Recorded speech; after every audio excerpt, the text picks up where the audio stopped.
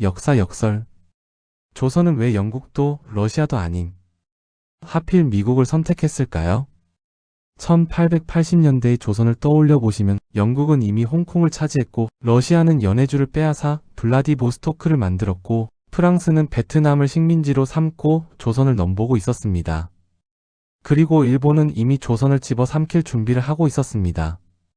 그런데 조선은 그 모든 강대국을 건너뛰고 태평양 건너에 있던 미국을 선택했습니다. 이 선택은 그 당시 조선 사람들조차 쉽게 이해하지 못했습니다. 왜냐하면 미국은 멀었고 조선은 약했기 때문입니다. 조선의 외교는 언제나 가까운 곳을 향해 있었습니다. 가까워야 갈 수 있었고 가까워야 돌아올 수 있었기 때문입니다. 수백 년 동안 조선이 세계와 연결되던 길은 딱 두 갈래였습니다. 하나는 중국으로 가는 연행사의 길이었고 다른 하나는 일본으로 가는 통신사의 길이었습니다. 연행사는 베이징으로 갔습니다. 그곳은 단순한 외교 도시가 아니라 조선이 이 세상을 이해하는 방식 그 자체였습니다.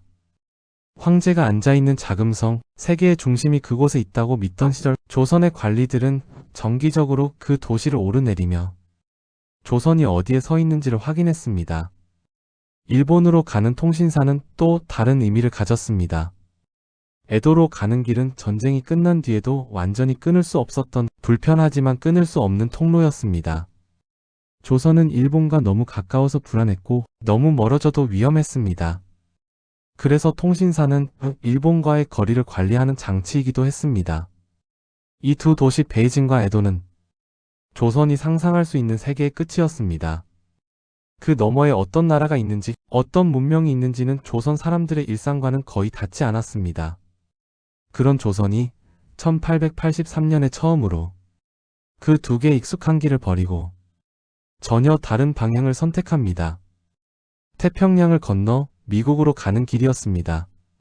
조선에서 미국으로 가는 길은 육지도 아니고 기존 외교의 연장선도 아니었습니다. 끝없는 바다를 건너야 했고 돌아오지 못할 가능성도 감수해야 했습니다. 그 배에 올라탄 사람들은 그 사실을 알고 있었습니다. 사절단이 인천항을 떠나던 날 조선 사람들 대부분은 그 일이 무엇을 의미하는지 정확히 알지 못했을지도 모릅니다. 다만 본능적으로는 느꼈을 겁니다. 이 배는 지금까지와는 다른 길로 가고 있다는 것을. 미국으로 가는 사절단은 조선이 가장 멀리 보낸 외교 사절이었습니다. 그리고 동시에 조선이 가장 멀리 스스로를 밀어넣은 순간이기도 했습니다. 조선의 외교는 그날부터 더 이상 베이징과 에도 사이에만 머물 수 없게 되었습니다. 그 두 도시는 여전히 중요했지만 이제 조선은 그 너머에 훨씬 더 크고 훨씬 더 위험한 세계가 있다는 것을 알아버렸기 때문입니다. 그리고 이 사실을 가장 먼저 체감한 사람들이 바로 1883년 태평양을 건넌 보빙사였습니다. 그들은 조선을 대표해서 떠났지만 사실은 조선이라는 나라 자체를 세상 앞에 데리고 나간 사람들이었습니다. 이 순간부터 조선은 더 이상 예전의 조선으로 돌아갈 수 없게 됩니다. 보빙사라는 말은 겉으로 보면 참 온화한 표현입니다. 답례 사절, 그러니까 누군가 우리에게 사신을 보내왔으니 예의상 다시 보내는 사절이라는 뜻입니다. 1882년 미국이 조선에 공사를 파견했을 때도 형식상으로는 그랬습니다. 미국이 먼저 왔으니 조선이 답으로 사절을 보내는 것. 그게 보빙사였습니다. 하지만 그 형식 안에 담긴 조선의 속마음은 결코 예의 차원이 아니었습니다. 조선이 임원 길을 택한 이유는 딱 하나였습니다. 우리는 중국의 나라가 아닙니다. 이 말을 세상 앞에서 처음으로 정식으로 꺼내기 위해서였습니다. 오늘날 이 문장을 들으면 그게 뭐 대단한 말이냐고 느껴질 수도 있습니다. 하지만 19세기 후반 국제 질서 속에서 이 말은 거의 선언문에 가까운 도발이었습니다. 왜냐하면 그 시절 세계는 이미 조선을 그렇게 보고 있지 않았기 때문입니다. 조선은 누구의 나라입니까? 1880년대 서양 외교 문서들을 보면 조선은 늘 애매한 이름으로 불립니다. 조선 왕국이 아니라 중국의 속방, 청나라의 종주권 아래 있는 국가, 서양 외교관들은 조선을 독립된 주권 국가라기보다는 중국이 관리하는 지역 정도로 인식하고 있었습니다. 이건 단순한 오해가 아니었습니다. 청나라도 그렇게 행동했기 때문입니다. 청나라는 조선을 완전히 병합하지는 않았지만 조선이 외교를 하려 할 때마다 늘 끼어들었습니다. 조선이 서양 국가와 조약을 맺으려 하면 청나라 관리가 옆에 앉아 있었습니다. 조선이 외국 공사를 맞이할 때도 청이 승인을 거쳐야 했습니다. 세계는 이 모습을 보고 자연스럽게 결론을 내렸습니다. 아, 조선은 중국의 관리 하에 있는 나라구나. 조미수호 통상조약의 한 문장. 1882년 조선과 미국은 조약을 체결합니다. 우리가 흔히 말하는 조미수호 통상조약입니다. 그 조약문에는 아주 짧지만 조선 입장에서는 목숨 같은 문장이 들어 있습니다. 조선은 자주 독립국이다. 이 문장은 그저 형식적인 외교 문구가 아니었습니다. 조선이 국제 문서에 자기 정체성을 처음으로 새겨 넣은 문장이었습니다. 그러나 문제는 이 문장이 있어도 세계는 쉽게 믿어주지 않았다는 데 있었습니다. 왜냐하면 청나라가 여전히 조선의 외교에 간섭하고 있었기 때문입니다. 조선은 조약으로는 독립이었지만 현실에서는 여전히 중국의 그늘 아래 있었습니다. 그래서 조선은 미국으로 갔습니다. 조선이 보빙사를 미국으로 보낸 것은 이 모순을 깨기 위한 몸부림이었습니다. 조선은 조약 속 문장이 아니라 사람의 얼굴과 목소리로 자신을 증명하고 싶었습니다. 우리는 중국의 속국이 아닙니다. 우리는 독립된 나라입니다. 이 말을 미국 대통령 앞에서 직접 말하고 싶었습니다. 그래서 조선은 태평양을 건넜습니다. 이 길은 외교의 길이기도 했지만 동시에 국가의 자기소개서이기도 했습니다. 조선은 그 여행에서 자기 이름을 다시 쓰려고 했습니다. 중국이 아니라 조선입니다. 보빙사가 워싱턴에 도착했을 때 그들은 단순한 방문객이 아니었습니다.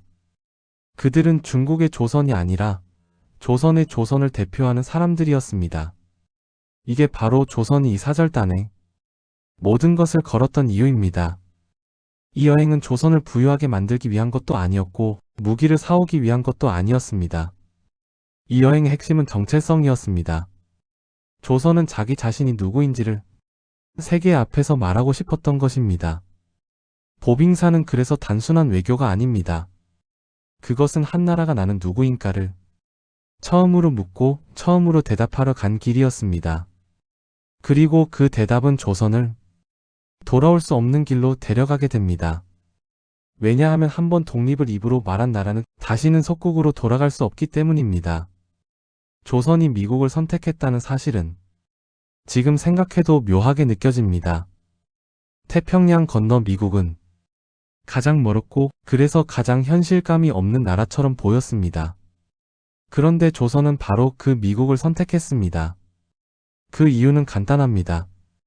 조선이 두려워한 것은 서양이 아니라 일본이었기 때문입니다. 1876년 이후 조선이 느낀 공포.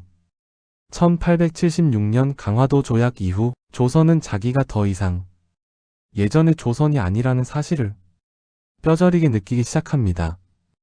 그 조약은 총 한 번 쏘지 않고 나라의 문을 열어버린 조약이었습니다.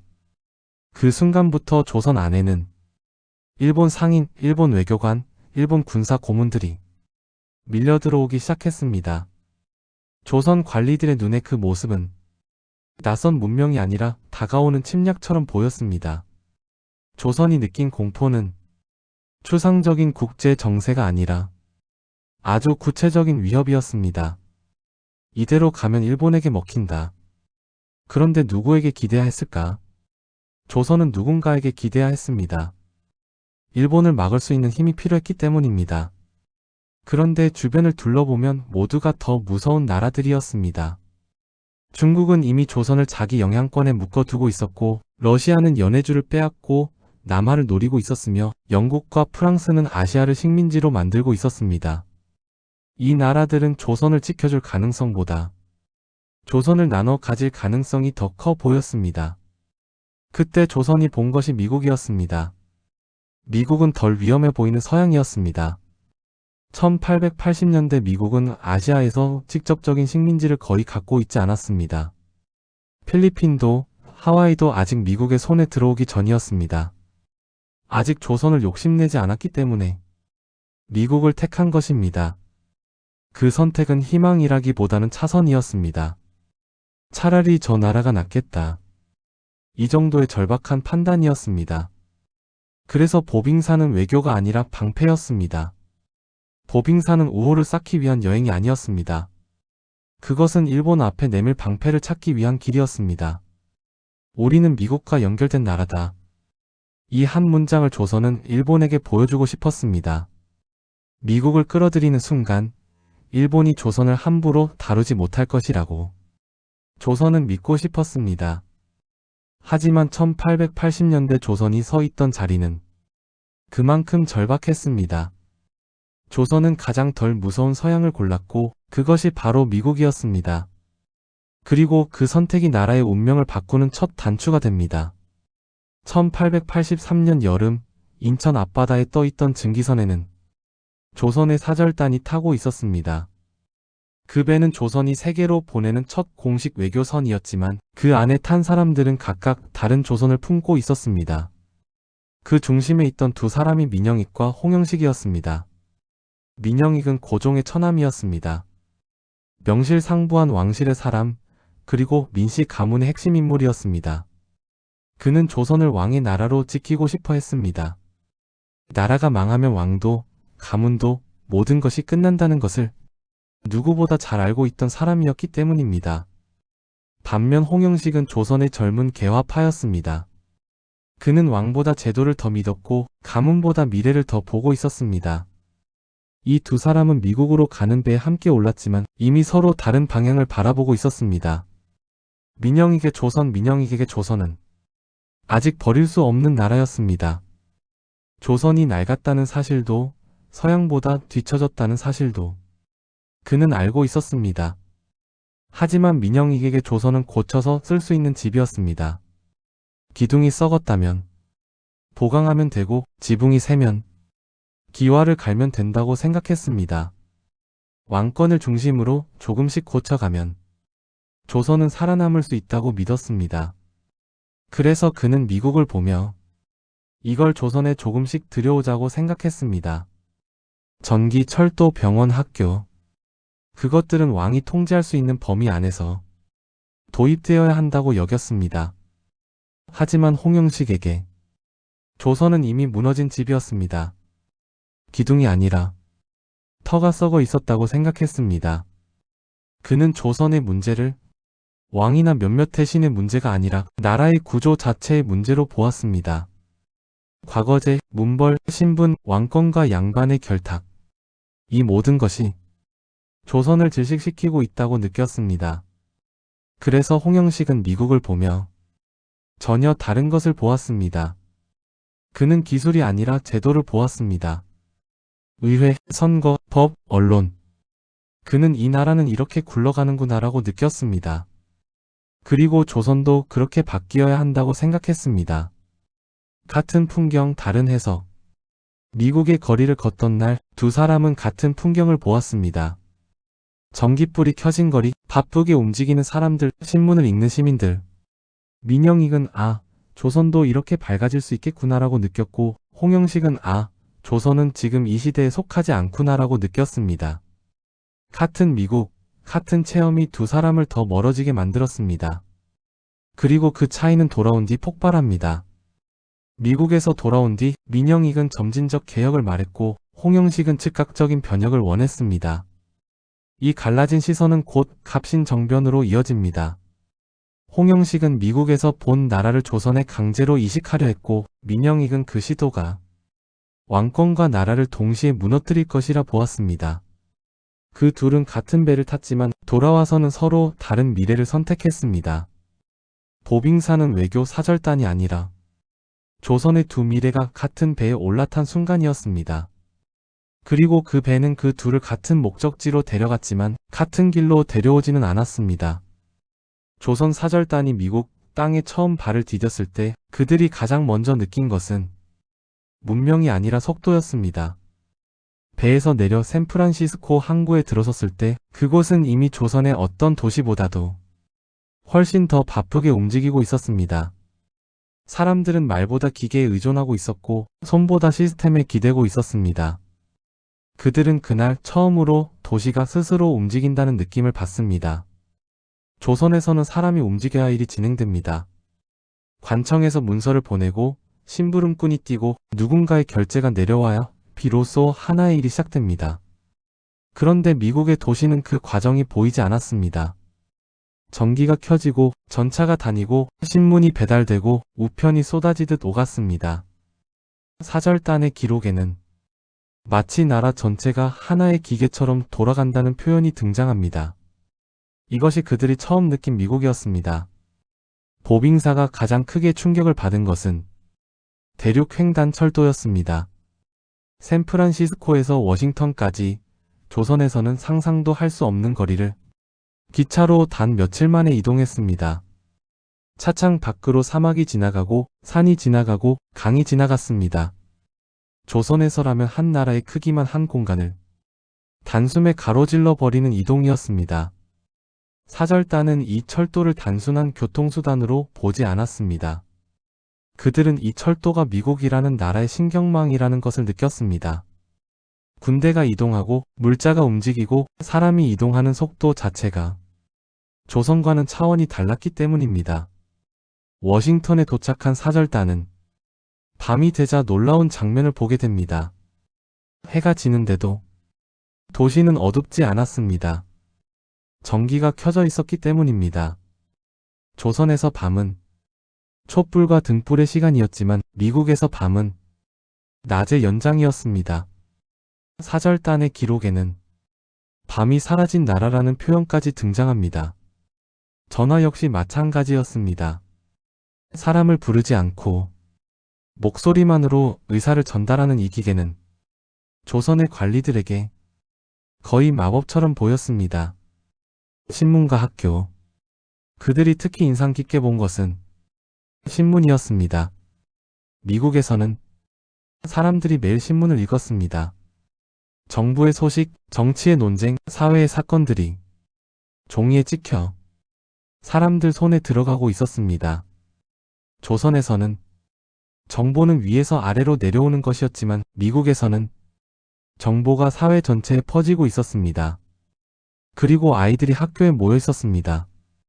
신분과 상관없이, 가난과 상관없이 아이들이 책을 읽고 글을 배우고 나라를 이해하는 교육을 받고 있었습니다. 이 장면은 홍영식 같은 개화파에게 특히 강렬하게 다가왔습니다.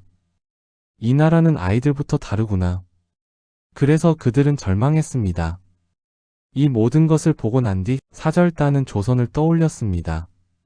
어둡고 느리고 권력과 신분이 모든 것을 맡고 있는 나라. 그 차이는 기술의 차이가 아니라 국가의 방식의 차이였습니다.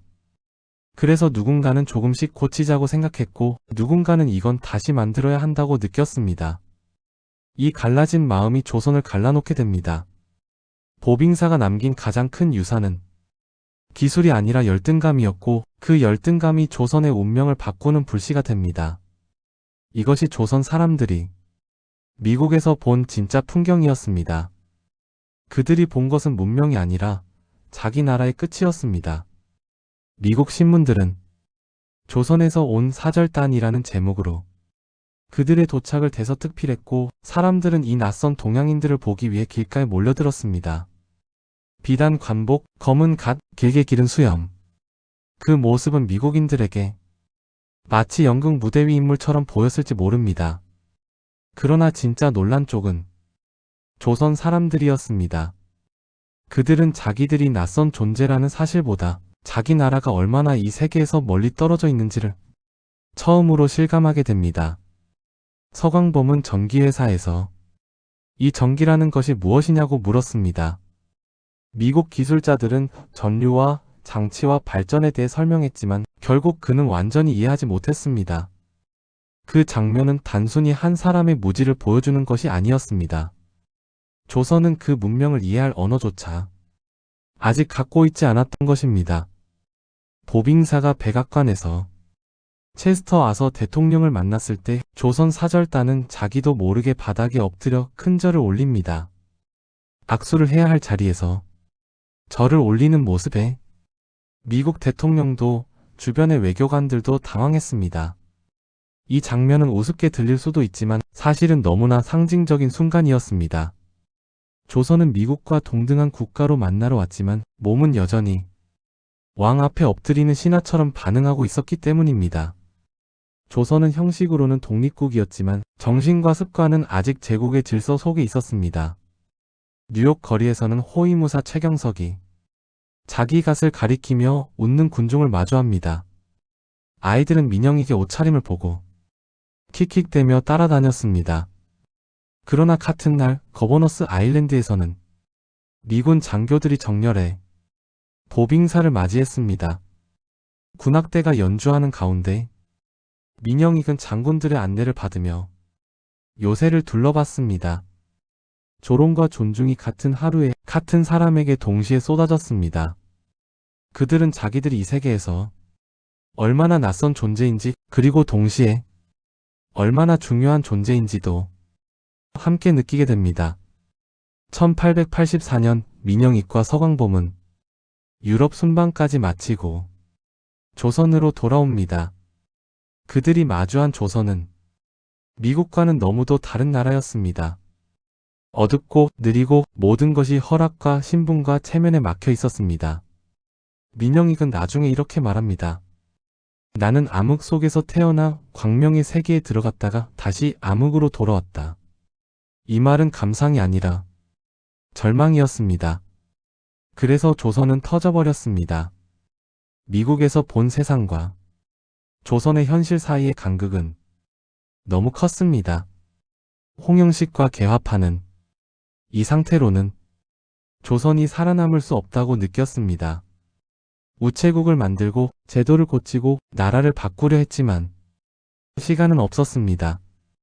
1884년 보빙사 귀국 1년 만에 갑신정변이 터집니다. 그것은 미국에서 본 세상을 조선에 강제로 옮기려는 시도였습니다. 그러나 청나라 군대가 들어왔고 정변은 단 며칠 만에 끝났습니다. 홍영식은 살해당했고 서광범은 망명했고 개화파는 피로 흩어졌습니다. 보빙사에 참여했던 사람들 가운데 행복한 결말을 맞은 이는 한 명도 없었습니다. 보빙사는 조선을 세계에 소개했습니다. 그러나 동시에 조선이 자기 자신을 더 이상 견딜 수 없게 만들었습니다. 그날 이후 조선은 모르던 세상을 알아버린 나라가 되었기 때문입니다. 한번 세계를 본 나라는 다시는 눈을 감고 살 수 없습니다. 그리고 조선은 그 대가를 치르게 됩니다.